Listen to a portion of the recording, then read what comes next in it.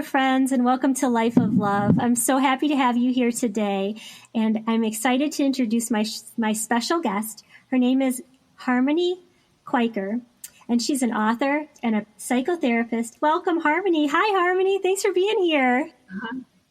Thank you so much for having me. It's such an honor to be with you. Yay! Oh my goodness. So we are so much in alignment. You just wrote a book about love and it just came out Thursday. Well, we're recording this in early December. So the book has been out. Probably by the time we air, we were talking behind the scenes about launch dates and stuff. So I'm always a little ahead with my recording. So everybody just know that this book is fresh and great and it's about love. And I think that's love connected us here today. Isn't that exciting? Mm-hmm. Yes, love is everything in life. It is. Yes. Well, I just would love to connect with your journey. And could you tell us a little bit on your profile page when we were, getting to know each other, you said that you had patterns that blocked your true self. And I wondered what made you aware that there were patterns blocking you? Mm-hmm. Thank you. Yeah, I love that question. I think the awareness really came because my life was really challenging. And so I thought that I was leading with love. I thought that I was being kind, but I realized that I was in my conditioned patterns. I was being accommodating. I was being more codependent than I was being actually truly loving, which essentially means that I wasn't including myself in the love. I was giving it all away and giving my power away in that process. And so I woke up one day and realized that I needed to change something, and I needed to change it pretty drastically in order to be a co-creator of the life that I wanted to live. Oh, that's beautiful. So I think a lot of people get stuck in that idea of love based on how it mirrors back to you, like the affirmations you get, or seeing how you being in a situation, you're pleasing somebody, but you're not looking at how valuable you are. You're looking at what you can give, and that just empties your tank after a while, doesn't it? Mm-hmm. Yeah, I think that the two biggest misconceptions about love is one, that it's earnable, that we do something to get love. And the other one is that love is hard or painful. And I think both of these misbeliefs keep people looping in cycles in their relationships that are actually more limiting than expansive. So it's a paradigm shift. If you were raised in you do this and I'll give you affirmation, you're a good boy or you're a good girl, not I didn't like what you did, or could you choose something next time differently? It's that maybe you were brought up with conditional love. So breaking the idea of conditional love, that you're lovable just because you are a divine person. You're lovable because you're here. Yeah, I mean, and it's more than that too, is that children, when we're developing, we have this intuitive sense about how to create balance in our family system. So whether our parent is actually saying that to us or not, we inherently find ways to shape ourselves to try to get that love and safety that we want in our system. And it becomes a patterned, habitual way of being in the world. And even though it was so adaptive and so wise when we created those patterns, when we mature into an adult who continues to really manipulate the environment to try to get what we think we need, those patterns become rigid habits. And they actually limit us from experiencing sovereign, true love. That's very wise. And just to be aware that there are patterns in our society that have existed, and that just to see. And once you can see it, you can say, oh, that's not where I want to be. Like to me, the first step is identifying, because a lot of times these patterns are just running. These systems have just been running in the background. And like you said, it's survival. It's innate in us. And we're on this constant battle of conscious and subconscious survival versus spirituality, and the boat rocks both ways, right? So we just have to try to figure out how to find that true north, even though the boat's rocking. Yeah, absolutely. Awareness in itself is healing. And I find that with my clients and even my students, but people that I work with, that awareness can actually feel extremely frustrating and limiting at first. And that frustration is actually really important when we start to see our own patterns and how we're limiting our own self. Like, we don't want to do that. We want to empower ourselves and try something new, but it can feel really hard to even see that there are other options of how to be, because the habits become so familiar and that familiarity feels so safe. One of my friends said, just compliment yourself on how good you are at being that way. Say, oh, you're so good at being frustrated. You're so good at being angry. You're seeing it now. Like, it's a trigger. That's good. You have that to come. You have that as a sounding board. That's your platform. So you can go from there. And this leads it so well into my next question. You talk about speaking your truth and a genuine to your true self. So that's a full bucket for a lot of people. That's a hefty assignment to be true to yourself, because hey, if you're really brutally honest, that exposes your deepest wounds, right? And tell me how you encourage people to go there, because it's such a tender, your true self is, you're naked emotionally, right? It's like basically the idea of just getting on a stage naked, and you're, that building that trust that you're going to be okay to shed that layer. It makes me think of Shrek, the onion. You have these layers of insulation, and how do you help people to see that it's so important to get to that true self, that it's worth being vulnerable? Yeah, I love this question. The first thing I want to say, though, is that it's important for people to remember that when we're speaking our truth is about us. So sometimes people will say, I speak my truth all the time and it never works. And typically what they're saying is, I'm giving voice to my projections, and people don't want to hear my projections as truth. So I think it's important to differentiate between what our actual truth is. Our deeper truth is always about us. It always gets to a deeper aspect of what's happening for us. And it always feels really vulnerable, I believe, is the essence of connection. And there are two pieces that are extremely important when we are starting to even begin to know what our truth is. One piece is we need to build self-trust, which you spoke to a moment ago, Julie, but trusting ourselves that we can hold ourselves. If somebody sees us in our truth and our truth doesn't resonate with how they want to be in their life as their own sovereign being, that we can trust ourselves to hold ourselves there. And really, it's called attached to self in psychology, create a deep, secure attachment with oneself rather than leaning heavily on other people. The only reason really anybody manages or hides their truth is because they're trying to control people's perceptions of them, right? And so to really trust ourselves that no matter what somebody thinks about our truth, that we've got ourselves, that we'll always love ourselves, that we'll always honor what's true for us, is extremely important. Which leads to the second piece, which is surrendering and letting go of control. Like when we're truly in our deepest truth and we share that with somebody, it's a deep letting go and seeing what wants to happen without trying to control life, just seeing what wants to emerge when our truth is really present. I mean, it's one thing to say it, but like, it's really tricky. I mean, I've exercised it myself, and I have certain things like, I don't like it when people drive sporadically and I'm in the car.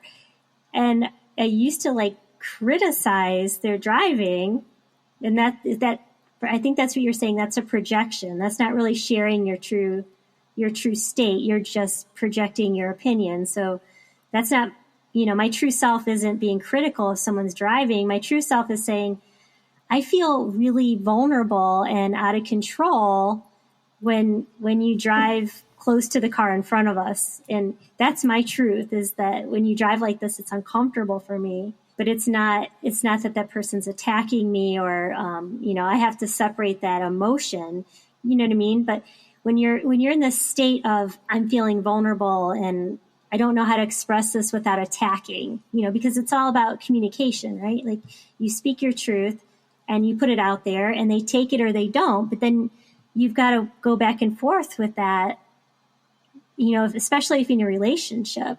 Do you have any insight as how to, when you're feeling hurt or you're feeling like exposed, how to like recenter, how to keep your composure with that? Yeah, to me, the most important thing is to honor the sensations in our body is the very first step, because the mind can make up all sorts of stories, like this person's a bad driver. That's just a narrative of the mind. Like, because I don't like it, it means they're bad. If we're really going to stay in contact with ourselves and hold ourselves with love and tenderness, listening to the sensations in our body is really the first step in connecting with ourselves and recognizing that the nervous system has a wisdom to it, that what we feel in our body is a fight, flight, freeze, or fawn response. If we're dysregulated in a moment like that, like in a car, like, okay, I'm either going to pretend like I'm okay and everything's fine, or I'm going to fight. I'm going to say, you're driving terribly, or I'm going to flee and be like, let me out of the car, right? There's all these different responses that, that my husband's going to kill me though when he listens to this. He's going to be like, Julie. But beneath that impulse, there's a sensation in the body that's asking for our own attention. And it's our job to be the regulating force for ourselves. And this is what it means to really hold ourselves in our sovereignty and in our own being. And if I'm listening to my body and I'm regulating, that means I'm over here in my own seat. I'm not over there trying to control somebody else or criticize somebody else. I'm just being with what's happening for me. And I really believe that self-regulation is the essence of sovereignty, because we're taking care of ourselves in that deep, loving way and not overriding or turning away from the sensations in our body. We're giving them a voice and tending to them with love. But from the place of contact with ourselves and from honoring our body, then we can be curious about what's happening for us. And so it does take time, right? When I first started this, I would always go back in hindsight and share with somebody what was actually true for me in a moment, because I couldn't do it in real time. It took a lot of practice to build that capacity to bring my regulated, contactful truth in real time. But I would go back and I would say, the other day when we were driving in the car, I noticed I felt really scared and I couldn't regulate in my body. And then I would actually make a request. And I have done this with my husband. I said, I think that I might feel more safe if there was more distance between us and the car in front of us. Would you be willing to leave a little bit more space when I'm in the car? Right. And so there's an invitation there, and there's something that's connecting rather than a projection, which actually invites defensiveness and entanglement. And I drive fine. What are you talking about? Like that's like the birthplace of argument, is when we project and we're not contactful. But so really, if I was going to put it down into like 3 steps, it's, what am I feeling? What does that feeling mean for me? And what are the words that I would give this feeling inside of myself to the person in my life, so that they would know what's truly happening for me. And so the attention is always coming deeper, deeper into ourselves, even when we're in relationship with another person. That is so beautiful, Harmony. I just love that. And I would just like to put out there that it's okay to not know the words right away to your feeling. And it's very normal. I mean, I know that it's a sticking point sometimes, because men can just state what they're feeling, like, and I'm generalizing, but typically the male brain is really good at saying, I feel this, and they're done. They just say it and that's it. But I tend to notice, like, me and my friends and a lot of women tend to like men will say, you're repeating yourself. And it's like, because we're just trying to work through it. Like I'm trying to come up with the right words to understand where I'm coming from. But, that have compassion if you can't come up with the right words, or maybe would you suggest maybe journaling about the situation before you come with the ask, with the will? I love the steps, because it's, you can just take a breath and just sort of let things settle, right? But to get to that place where you're asking will, your ask. So there's two different types of processing. So some people are top-down processors, and I think this is what you're talking about when you're talking about male-bodied human beings. They tend to be more top-down, where they like have the thought, but they're not connected to the emotion, actually, to the words, and so they're not like deeply down in their body. They're just up here, and women tend to be more bottom up, where we have a feeling and then we want to talk about it to get clarity, and we get our understanding from the bottom up. And so knowing how we process, and not one isn't right or wrong. Top down processors tend to be slower. They tend to really need to have a lot of time to come down into the body and actually feel what is truly happening for them, where bottom up processors tend to move a little bit more quickly and like have the feeling and want to talk about it. And yes, in both directions, writing it down can be extremely useful, especially if you're looping in a narrative. So if you notice that your mind is looping in blame or anger or resentment about somebody else, that's an indicator that there's an emotional experience happening inside of you that needs attention. So the mind wants to put it out there on somebody else, but if we can just get very clear on what actually happened and how I feel in relationship to what actually happened, not my narratives about it, but the actual objective experience, then I can more easily come to the feeling emotion and the need emotion. What is it that I really need that's happening inside of me right now? And how awesome it would be to say, you know what, honey, I'm a bottom up, so I'm feeling it first, and it's okay. You don't have to solve my problem. I just need to feel through it. And this is just how I am. And then they're like, oh, I don't have to do something right away. Like if you can identify, listening to this, that this resonates, that you feel, and then you're finally able to talk about it, or if you can say it and then you got to drop into the feeling. And, if you could meet the person you're in relationship, whether it's your child or your parents or your spouse, whoever it is, whatever relationship, your best friend, if you can say, this is how I'm dealing with this, so they can see where you're coming from, and then they might identify how they're processing and how beautiful, what compassion we can show each other, that, this is how I'm doing. And then you become closer. Oh, you're doing your top down thing again, right? And then it's like, it's an objectable, like, a humor, like it takes the pressure off. It's like, this is where, because you can't read people's minds no matter how long you know somebody. You just can't. And I love that, because it's so important to remember that we don't need people to be like us. Like, we don't need to process in the same way. We don't even need to see a situation in the same way. It's really about honoring how we're seeing it and how we're feeling in relationship to how we're perceiving it. That makes it so that we can actually be in clean relationship with one another. When I work a lot with couples, and I see this common pattern of the way there's this impulse, especially when somebody is really emotionally activated, to believe that my version of reality is the reality, and I need my partner to agree with me that this is what happened and what needs to happen moving forward for us to be okay. And I think that is the essence of a codependent relationship that doesn't allow growth and sovereignty and real love to emerge.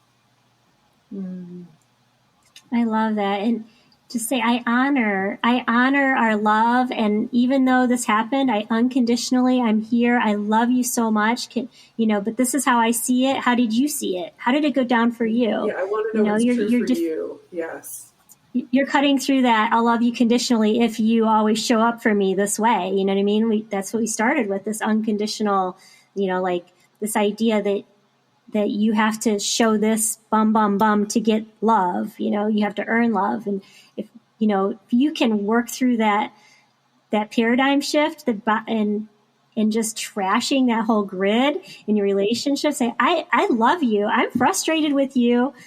I want to, I want to throw something at you right now, but I love you. But let's just talk about this. I honor where you are. You're hungry, or you're stressed out at work, or you didn't sleep well last night. I honor that, but I can't accept this because it makes me feel like this, or, that kind of thing it's just a lovely way to say, because I'm not going to lie.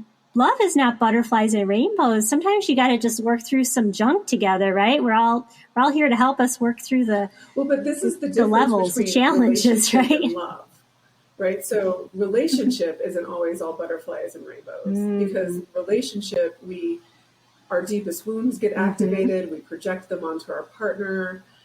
We get dysregulated, and so we stop being curious about them and ourselves. So those are patterns of relating, but love itself is different. Love itself is expansive, it's healing, it's regulating, it feels like peace and bliss and beauty. And so it's the strategies that we use to try to get what we think we need that actually inhibit love. And if you can be in touch with those strategies, if you can illuminate when you're using those strategies, and like you said, if you're frustrated, if something's coming up and you're trying to blame someone else, that's a time to deep dive and get quiet. Maybe get that pen and pencil and try to figure out exactly what's going on with you, because it's never the other person. It never is. They might be the catalyst, they might be the activator, but there's some reason that was like, you couldn't just let that go and say, that's your issue, dude, or that's your issue, honey. Like there's some reason that stuck to you, because people make bad choices all the time. It doesn't have to stick to you. I feel like things get stuck in our field. And if we don't try to work through them, we just get all these sticky blobs all over us. And you gotta clear the field to get to your, like you said, your true self. These moments are our greatest teachers. Like our triggers and our emotional activations are our lesson. It's our growing edge. And if we think that somebody else needs to be different so that we don't feel our own emotional activation, then we have given our power away, and we've made them the source of our own. And that's what you said. That's a codependence. If that's allowed to happen, that's when you're a codependent. So when the emotional activation happens, we automatically get less curious. Is just how we're designed as human beings. And so actually regulating, like what I was saying before, listening to the sensations in the body as the first step is what allows curiosity to come back online, and really slowing way, way down and being with ourselves before we even try to process with somebody else. So you'd be like, I feel my heart racing, and just identify with the way your heart's beating, and you breathe into it and say, okay, heart, what are you trying to tell me? Or, just have that. Well, I know when you're in a lower state of consciousness, you can't even see the truth because you're so emotional. Do you ever have your clients ask for like help? Just if they're, because sometimes you're just so upset, and it might be the day or whatever's going on, you're having trouble coping. And, like you said, you have to surrender, but sometimes it's hard it's like in yourself, you need to ask, I don't know if you ask God to come in and give you strength, or do you ever say, okay, I'm here and I want to try better, but I need help? Like, I know I've asked my angels or my guides to step in and say, hey, can you show me something I'm missing here? Because I don't want to be here. I don't want to be in this place. I don't want my heart racing. I don't want to feel like I'm throwing up, like, do you ever recommend something like that? I think what I would recommend before that is to practice when you're not active. Oh, okay. Right.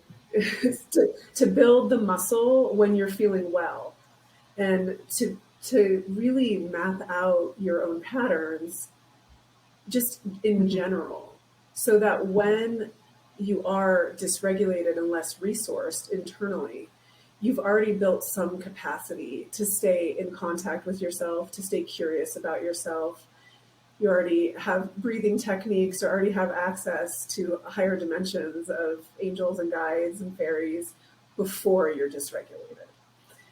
Then, when you are, you can really come and lean on those practices that you've already cultivated. And I think that that is really the most important piece of like where you feel more resourced and supported when you're Okay. well, to call on those resources and supports when you're Okay. So awesome. have like a toolbox. Get curious about coping strategies. Like you said, there's breathing techniques, that heart breathing where you breathe in 3 or 4 and then you breathe out like 6, or, there's different, you can just Google different techniques for calming. There's a vagus nerve massage that I actually love that I think is really accessible because it doesn't actually take a lot of curiosity. It just takes your hands and some breath. And Oh, yeah? And so what you do is you take your fingertips and you place them on the top of your head and you just get good contact. So the vagus nerve is our emotional regulation that runs through our body. It's the wandering nerve that connects our head to our stomach. You just put your fingertips on the top of your head and you take a nice big inhale. And as you exhale, you bring your fingertips down the sides of your head with your fingertips going around both sides of the ears, because that's where the vagus nerve runs, and then down the sides of your neck. And with a nice exhale, right down towards the center of your heart and then your belly. And this is where your autonomic nervous system is connecting your head and your belly. So you can do that a few times where you just bring your fingertips up and you inhale. And as you exhale, you just slide them down the sides of your head, around your ear, down your neck, towards your heart and belly. And after you've done that a few times, you then really slowly look behind your left shoulder and you stretch the vagus nerve, making sure nobody is behind you. And then slowly come to center and stretch to the other side. And that just stretches the vagus nerve across the front of your body. I love it. And I was just learning about the central meridian and how important that is. And you're tracing down your central meridian, and that also strengthens that energy center. I love that. Oh my gosh, I talk about the vagus nerve in my book. It's like, it's a very important nerve for sensuality. And like you said, it's the largest nerve. It connects everything. In fact, it's the reason why people who are paraplegic can have orgasm. It's like an amazing nerve. So you said vagus nerve. I'm like, yay! Oh, and it feels so good. I hope the audience was able to follow what you described, because it just, you don't realize how much tension you have on your scalp when you do that. It's like, oh, okay. Yeah, I have it on a YouTube video just for people to follow through, because it's such a great reminder of how we actually can move our own energy and support ourselves quite easily,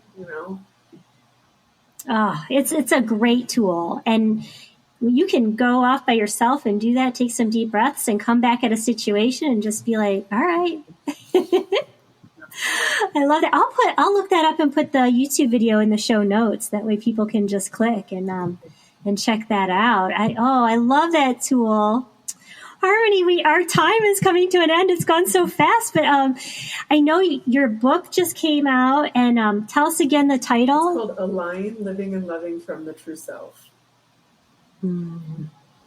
Okay, I will put that in the show notes also. But was there anything else on your heart that you wanted to just give to the audience as a final tidbit? You've given us so many pearls.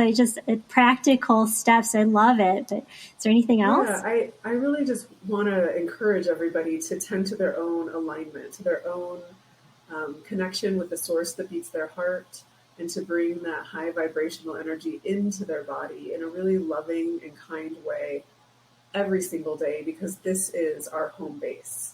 This is the core of our being. And when we live from our home base, our life unfolds in flow with the universe. That is beautiful. Thank you. And think about your heart coming from the center. Because someone said that to me, it was a book I was reading.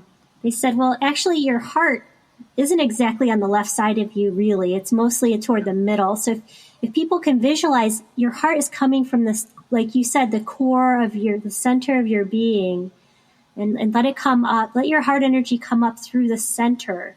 It's more empowering than having that left turn. Mm-hmm. Yeah, right there in the core of our being, when we really live from the center of who we are, this is where our power is. And this is where our truth lives. So let go of that old paradigm that's trying to mess us up. Go to the center of your heart, the center of your chest, the center of your being.